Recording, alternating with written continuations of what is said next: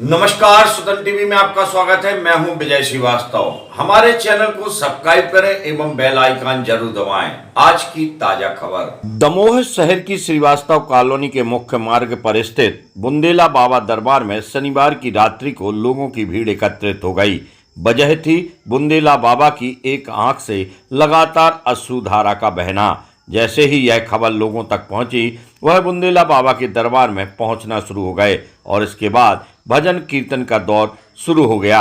यह अश्रुधारा दूसरे दिन सुबह अपने आप बंद हो गई। यहाँ के पुजारी की माने तो शनिवार को पंचमी का दिन था और यह दिन स्कंद माता का दिन है, जिनके पुत्र बुंदेला बाबा हैं। शायद यही वजह थी कि उनकी आंख से आंसू बहना शुरू हो गए। दूसरे दिन भी भजन कीर्तन का दौर चलता रहा और लोग श्रद्धा भाव के साथ यहाँ पहुँचते गए।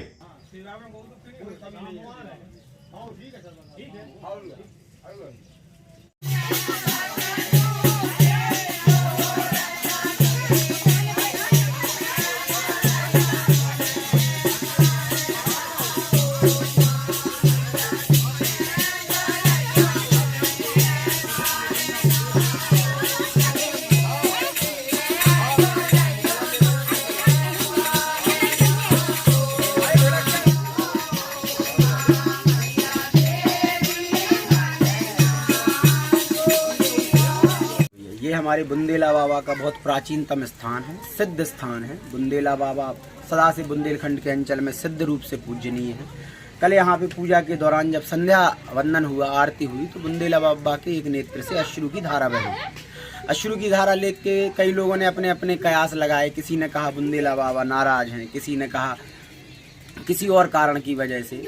जो सीधा सीधा सरल सा कारण हम सब लोगों को समझ में आया वो ये आया कि भाई पंचमी का समय था, स्कंद माता का दिन था। स्कंद माता की चूंकि वे खुद पुत्र हैं, माता की यहाँ पे भक्तें हो रही थी, कीर्तन हो रहा था, प्रसन्नता में भाव बहल। बुंदेला बाबा सूखी साक्षात प्रत्यक्ष देव हैं, इस कॉलोनी के कई लोगों ने अनुभव किया। तो उनकी आंखों से अश्रु की धार बह गई और उस अश्रु की धार को कई लोगों ने ऐसा लगा कि शायद किसी वजह से या सेवा में कमी की वजह से बुंदेला बाबा दुखी हैं। पर अंततः जब बुंदेला बाबा एक व्यक्ति के ऊपर उनकी सवारी आई तो उनने यही कहा कि यहाँ परम आनंद का विषय है। बुंदेला बाबा अतीव प्रसन्न हैं, सभी लोगों की सेवा से बुंदेला बाबा खूब खुश हैं और उसका आशीर्वाद बुंदेला बाबा पूरी कॉलोनी, पूरे दमोह नगर और पूरी ग्राम पंचायत पे दे रहे हैं। हमारे अति प्राचीन मंदिर में सिद्ध बाबा बुंदेला बाबा के मंदिर में कल सूचना प्राप्त हुई कि उनकी एक आँख से आंसू निकल रहे हैं।